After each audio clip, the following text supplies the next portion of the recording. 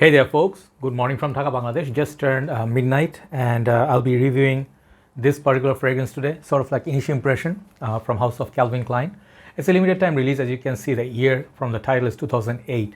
This I believe has no review on YouTube. If there is, I'm sorry about that, but I really wanted this for some time, at least for a couple of months. I've been eyeballing this thing. This is gonna be CK1 collector's bottle and this is from 2008. Okay, there are a few more collectible bottles.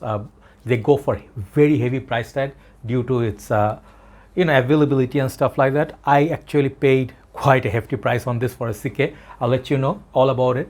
As you can see, I brought down the whole family of CK1 line. I had more. I had at least 7 or 8 more. I sort of finished my bottle or gave away or sold it.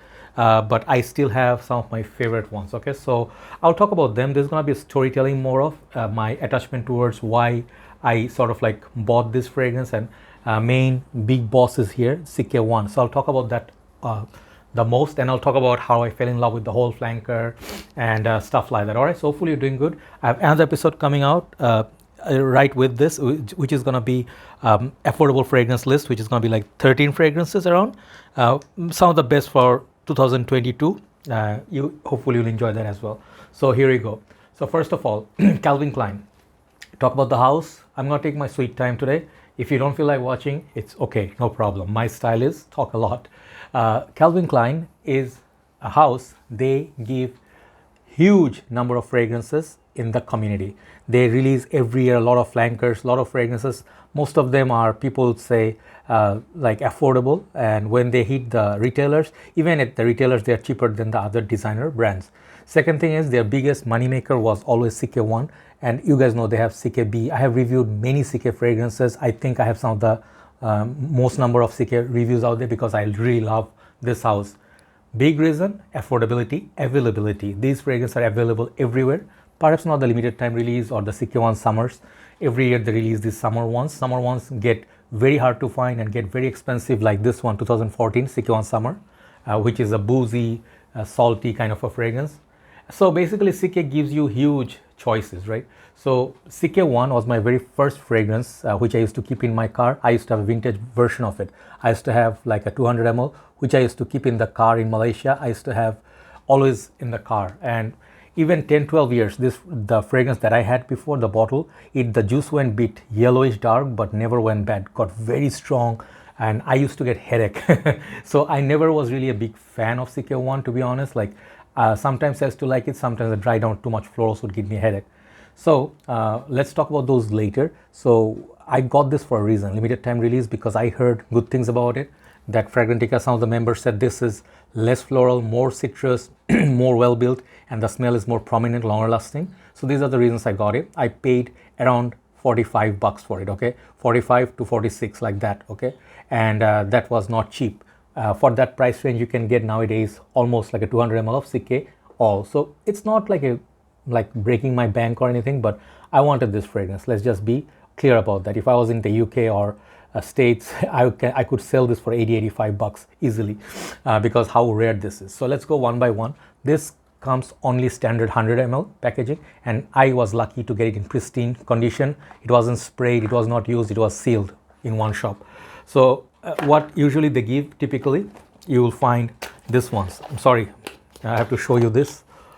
They give you this cap, okay? So each of these bottles came with a cap. If you're not using it, you can take out the atomizer and you can put the lid back, and you can put it back in the box if you have. So wait for your summers to come back. So that's about it, but there's artwork on there. So I think this is certain generation, like youthful people. You can see they're dancing and they're a different looking couple and stuff. So all the information. I really think the black and red pops a lot. Really nice, kind of like a, you can say not ghetto, but it's kind of like a rock and roll or R&B hip hop kind of a vibe. So 2008, I was not here, I was in Malaysia. So that time I remember there was a lot of music, MTV, Channel V, all those things, radio stations. We used to listen to music. This is how the bottle looks. Still the same picture of the like box here, but it's missing the red color. So what they represent the red with is CK1, it's written at the back. And I think this is the right way to hold it. So that's the background, okay? And this is the front. So CK1 written in red, doesn't say anywhere collector's item or limited edition, nothing. You just have to recognize it by the bottle. And they have literally a lot of this special edition, collector's edition, summers. Let's show you the sprayer. I actually love this a lot. Sprayers are like small bursts. You can shoot like this much, about this much, so it's okay. For the price range, I think back in the days it used to be like not more than 25 bucks, okay? So let the cell down, let that liquid disappear. Let me tell you, I don't remember all the notes from it, but this one definitely has lesser notes than the OG CK1, okay? This is not the OG, by the way, this is like a more modern formulation, but CK1 has this overbearing florals, which makes it kind of like unisex perfume. This is known as the unisex fragrance. Like similar to this would be something like Acqua di Gio, Dolce & Gabbana Light Blue Purum. But this one was like a softer one, affordable one. This one got the most sales. This one sold, I think, if not as much as Acqua di Gio, but more, because this was affordable, so people could afford it. So CK1 basically gives the citrus, light, kind of like a yuzu-ish vibe. And then it has pineapple, papaya, all these notes, but I never detect that much of it. CK1 basically gives me like a nice little citrus, kind of like a green tea or tea, and then a lot of florals and musk. A very simple scent, not very beast mode, but that projection, if you put too much, gives me headache.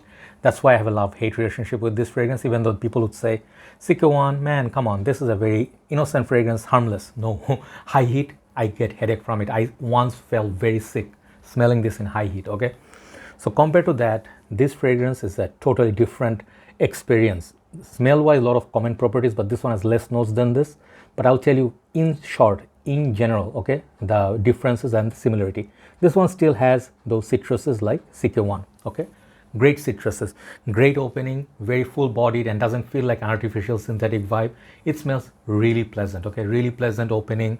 And if you're a lover of citrus, you're gonna really like it. I don't get much of those florals like jasmine or anything, but I get mostly like lemon, you know, like a lemon leaf. I get this kind of like a bamboo sort of like a relaxing vibe. So the citruses are very pleasant, and I absolutely love. The shopkeeper wouldn't let me test it because it was sealed in a plastic, and he said these ones, if I break the seal, then people wouldn't buy it, so I'm so sorry. So yeah, they don't have testers obviously, so they had one piece of each. So from this shop I also bought, I think, other fragrance a long time back. It was Marc Jacobs Bang, and this is the shop where I got this one from. So very nice opening, and then it develops to be, actually it continues to be pleasant. You definitely start getting those other notes. I get a nice little green tea, like Elizabeth Arden green tea vibe, which is very relaxing for a summer's day and spring. You can really like wearing this. Very inoffensive. If you're wearing this in a summer's day, in the lift, close proximity, people smell this on you, they will find you very, very pleasant. It has definitely no gender. Anybody can wear this, like the dude or the girl. You can see in the picture, both can share this fragrance. It's for both generations, like not both genders, okay? I don't think there's any bad time to wear this fragrance, but it smells very casual, like everyday scent with a jeans and t-shirt going out. But workplace, you can also definitely wear this, but not like very up class, sort of like a Bleu de Chanel or Dolce & Gabbana Purum, a little bit of a serious vibes. This one doesn't have that, okay? So if you're trying to get make a statement, perhaps this one will not make a statement that much because it's a very common DNA and people have smelled this before many times, okay? But then again, the differences definitely show. This one has definitely more notes, but this one for me, it's close to OG CK1, like minus the florals, which makes it more polished, more wearable, and more pleasant. If you like florals, perhaps you prefer to stick to the original, okay? Then longevity is also better than CK1. Wearing this, I get 3 to 4 hours, okay? Which is, some of people are like, hey, that's not beast mode, that's not a great fragrance performance. Trust me, when I'm talking about my condition, yesterday I was talking to Thomas, one of my good friends in the community. He said, bro, I get from Sean John 3am, or which fragrance was it? No, not 3am, Unforgivable, about 7 to 8 hours in my country. How come you're getting like 3 hours or so? I said, like humidity, heat, and then pollution. Fragrances disappear quite rapidly from our skin and self. So compared to that 3 to 4 hours, if you get 4 hours from this skin and shirt combined, it's great. It's double the performance of CK1. CK1 lasts on me like literally 1.5 hours. After that, the modern formulation, boom, disappears. My older bottle used to give me like 4 or 5 hours, but man, that headache was crazy. So I'll show you some of the great examples of CK1 limited time release. This was one of them, the red. I forgot which year it was from. And they have another one like a Chinese New Year special, something similar to that, like CK1 Summers. I really love This was my favorite, got the most wearing. This was 2015. Before I had 2014. Then I also like this one. This is similar to like watermelon. There's another one from 2016, I think. Yeah, the 16 one was guava. I really looked for it, I couldn't find it. Then I had this one. They're all fresh. They have the violet leaves, sometimes like salty accords. Only thing was very different from the whole line was Sike B. My favorite, most favorite at this current moment is this fragrance, Sike All. So you can see, you know, like I have definite appreciation for Sike One flankers. Look at that bottle. I went different shops. I did not get this from one shop, okay? So different times, different year, different shops. I'm telling you a story.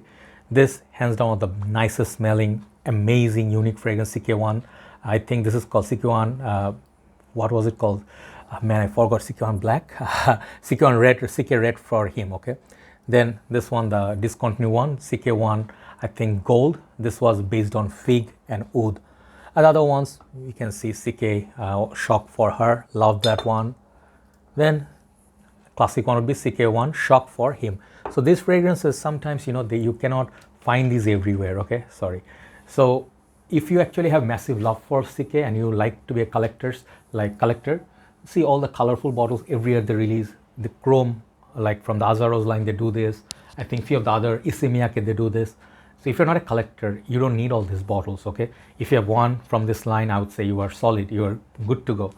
Should you be hunting down this fragrance for a little bit better longevity and more smoother blend? Why not? If you actually like Sike One, this is a better fragrance. But the scent profile, they smell almost like 90% similar, but the 10% is the difference in this one, Sike One collector's bottle of 2008. And this is going to be super rare. Even let's say you bought it for a good price. If you are not using it, and if you don't think you're going to open it, you can sell it off in like Amazon or eBay for a very good price. So great fragrance, summer fragrance, spring, casual, happy fragrance for youthful people or any age. Anybody can wear this any occasion. But occasions I don't see this is clubbing. This is not going to last. This is not a clubbing fragrance. Dating depends. If it's not your first date as a dude, you can wear it. She's going to appreciate it. She's going to, oh, you are not the cologne guy who's going to do too much of cologne, you know. If she's that kind of like a light cologne lover, she's gonna like this. As a girl, you can keep this in your purse, spray. This is gonna smell great on girls, on your hair. Women, you know, blessing of God, they smell great all the time, unlike us dudes, and they have better longevity on them, right? So overall, Sike One collector's bottle of 2008, I feel is just a more polished, more like a vintage style version of Sike One.